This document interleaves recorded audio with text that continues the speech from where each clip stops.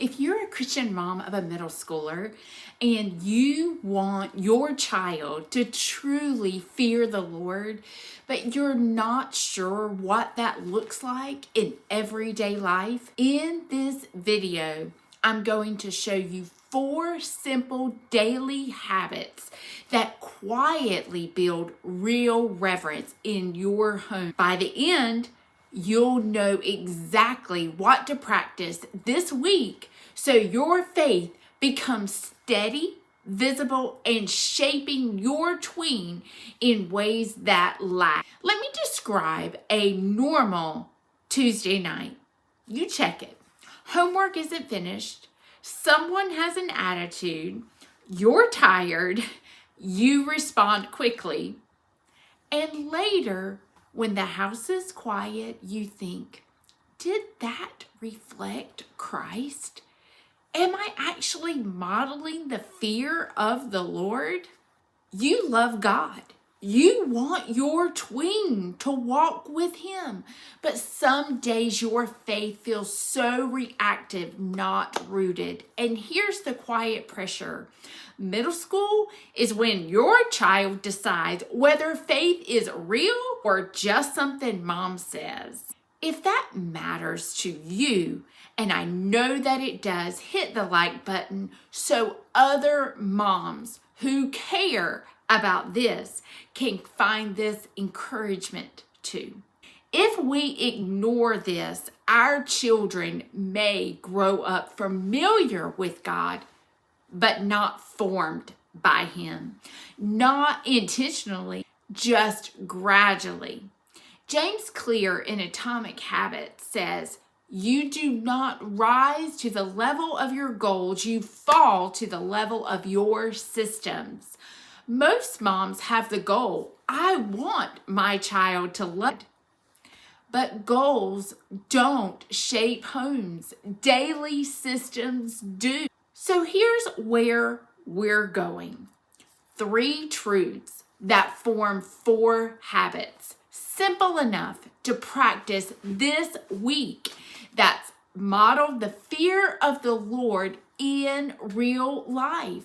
And there's one shift that changes everything. Reverence is not built through intensity. It is built through repetition. And I just don't say that casually. I've spent more than 3 decades in walking with moms and kids in my local church, helping families know God deeply and live out their faith in everyday life. And it is a joy to be your faith mom mentor. And let's step into the teaching that I have for you today. Point 1, what you repeat, mom, becomes normal.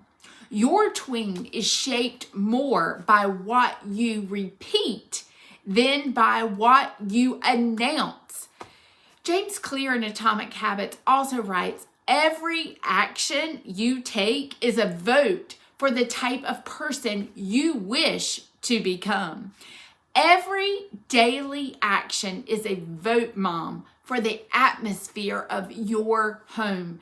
If scripture is heard daily, even briefly, it becomes normal. If God is rarely mentioned, that becomes normal too. Imagine 2 homes. Home A talks about God on Sunday. Home B doesn't have long devotions, but scripture plays softly in the car. Prayer happens before decisions, and gratitude is spoken aloud. Small repetitions, huge formation. Here's one simple habit: faith. Hearing with intention. You can play 1 chapter of an audio scripture during no teaching required, just listening. 5 minutes a day. If you want something hands-on to do with your tween beyond just listening to the Bible, there is a link in the description to the Joshua Bible study. It's a 50-day journey through the book of Joshua where you experience the victory of God firsthand together as a family. But start simple. Start out like you can hold out. Point 2, what you enjoy, Mom, becomes attractive. Most moms think seriousness builds spirituality, but delight builds influence. Psalm 37:4 says, delight yourself in the Lord. If your relationship with God feels heavy, your child feels that weight. If your relationship with God is visible and nourishes you, your child notices. Another quote from James Clear's book on atomic habits is, habits are formed through compound interest of self-improvement. Joy may not be self-improvement, but it compounds too. Your tween hears you thank God after a hard day. They hear worship music while you cook. They see peace in your tone when things are stressful and not going well. That communicates something powerful. God is satisfied. Here's a natural habit for you. Enjoyment, visible delight. Play one worship song while making dinner. Sing and smile and let it be normal. No lecture.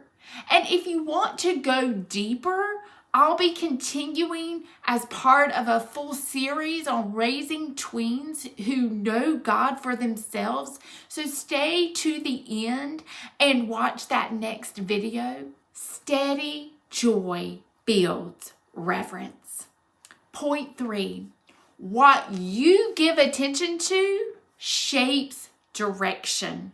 James Clear also writes, where attention goes, energy flows. Mom, your attention teaches your child what matters most. If your attention constantly flows to stress, to the news, to notifications, that becomes central. But if your attention visibly turns toward God, even briefly, He becomes central. Here's an example. Your tween says something disrespectful. Instead of immediately, you pause and whisper, Lord, help me respond wisely. That pause teaches more than a lecture. That is reverent attention. Here's a simple rhythm for you. Respect. Redirecting attention. Before responding to a difficult text or moment, pray one sentence. 3 seconds. It is visible dependent. And once a day, practice adoration. Speak of God's goodness out loud. The Lord helped us today. God was kind to us. There's faith, enjoyment, adoration, respect. 4 habits. They're simple, they're repeatable, they're formational. If you want something structured to walk through Scripture together tonight, again, the Joshua Bible study is linked in the description. It is hands-on, 50 days, real. So here's what this means for you. You do not need a spiritual overhaul. You need a daily rhythm. Small habits, practiced consistently, shape your tween's understanding of God. You move from wondering if you're modeling real faith to confidently practicing visible reverence every day. From reactive faith to steady formation. This week, choose one, just one of the 4 habits, just one. Practice it every day for 7 days. Make it obvious. Make it repeatable. Make it visible. If this helped you and you want steady help coming to you each week, helping you know God deeply and disciple your tween faithfully, please hit the subscribe button. I'm continuing this teaching in the next video in this series, so stay with me and watch. And if you're ready to begin something tonight with your tween, the Joshua Bible study is linked below in the description. Small, daily reverence becomes life wisdom. It is a joy to be your faith mom mentor. You are not alone in this, and you are building something eternal, one steady habit at a time.